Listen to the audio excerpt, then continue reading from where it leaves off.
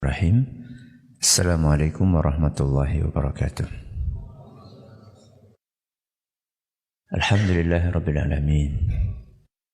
Assalatu wassalamu ala nabiyyina Muhammadin wa ala alihi wa sahbihi ajma'in wa ba'd. Jamaah sekalian kami hormati, ada sebuah kisah nyata yang dibawakan oleh Ustaz Farid Qasim hafizahullah ta'ala. Kisah nyata yang menakjubkan dan penting untuk kita ambil pelajarannya. Kisah ini bercerita tentang sebuah keluarga yang di dalamnya ada seorang ibu yang sudah menjadi janda beserta dengan 2 orang anak laki-lakinya. Kisah ini terjadi di ibu kota Saudi, yaitu Riyadh.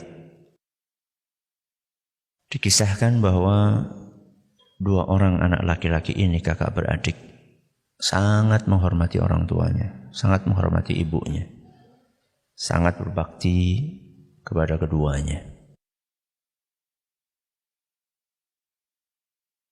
Mereka tinggal di sebuah apartemen nyewa. Kira-kira biaya sewa per tahunnya itu adalah 24.000 real. Kalau dirupiahkan sekitar 80 juta. Biaya apa? Nyewa. Ngontrak apartemen. Kakak beradik ini kerjaannya sopir taksi.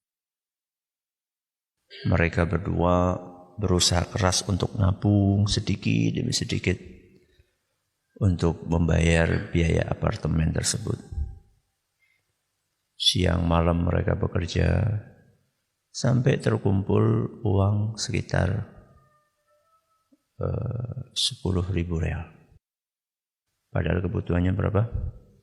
24.000. 10.000 real kalau kursnya 3.800, 1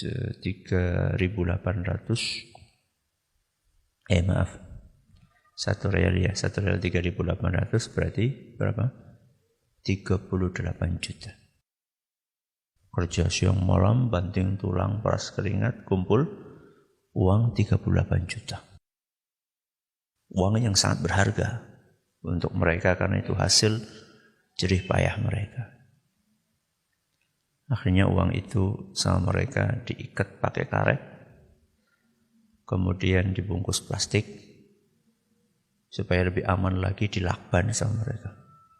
Ini kan hasil jerih payah yang sangat berharga. Kemudian mereka simpan uang itu di bawah bantal. Di bawah bantal.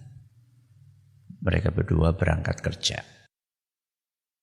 Ketika mereka berdua sedang bekerja, ibunya masuk ke kamar. Rapi-rapi kamar anaknya, bersih-bersih, nyapu.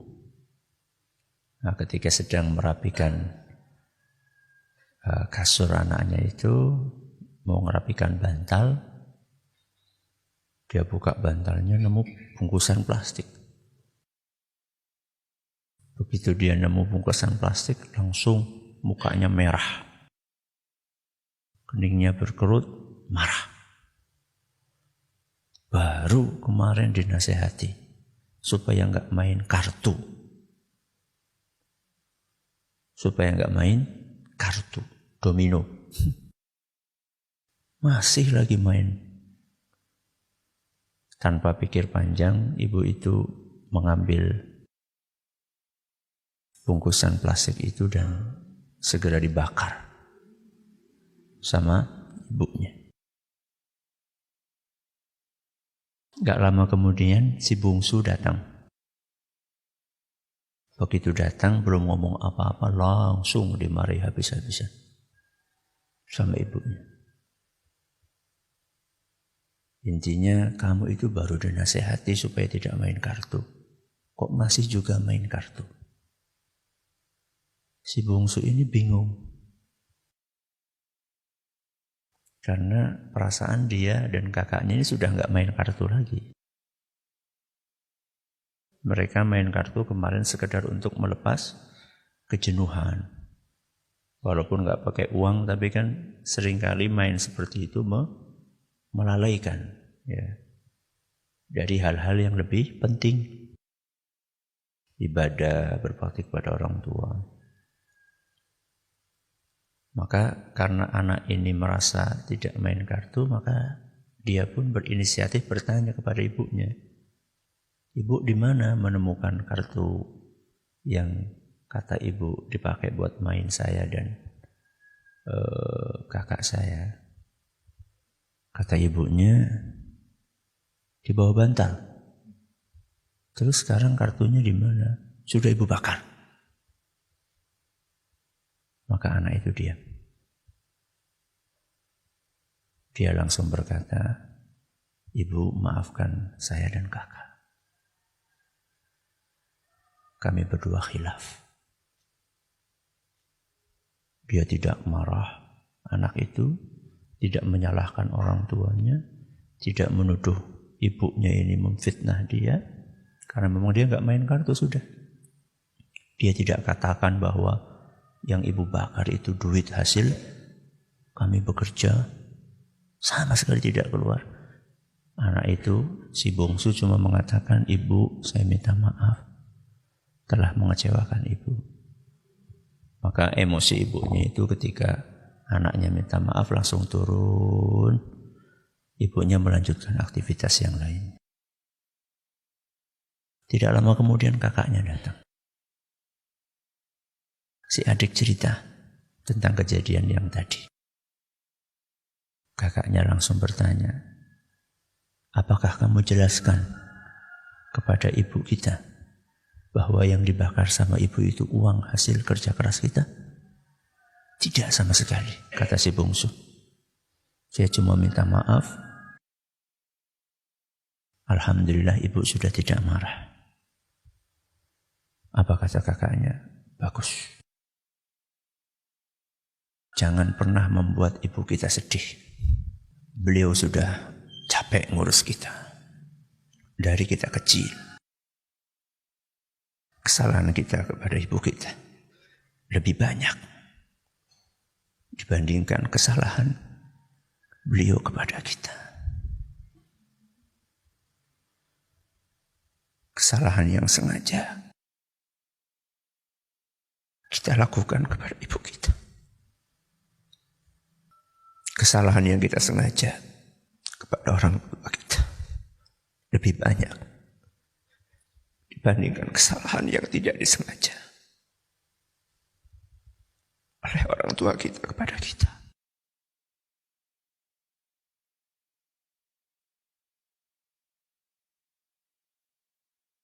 Allah berfirman di dalam Al-Quran, surat Al-Isra ayat 23, "Wa bil walidaini ihsana."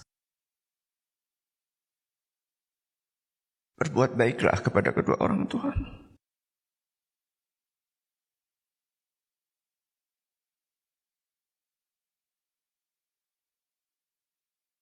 Berlatihlah untuk tidak membuat sedih kedua orang tua. Ayah kita, ibu kita.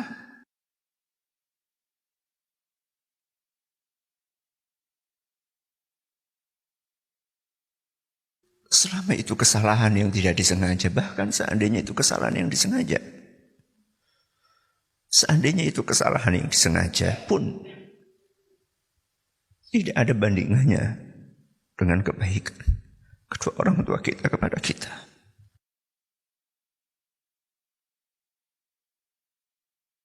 Pengorbanan mereka berdua untuk kita jauh lebih besar dibandingkan kekhilafan mereka kepada kita. Maka berlatihlah untuk tidak membuat sedih orang tua. Apalagi hanya urusan-urusan duniawi,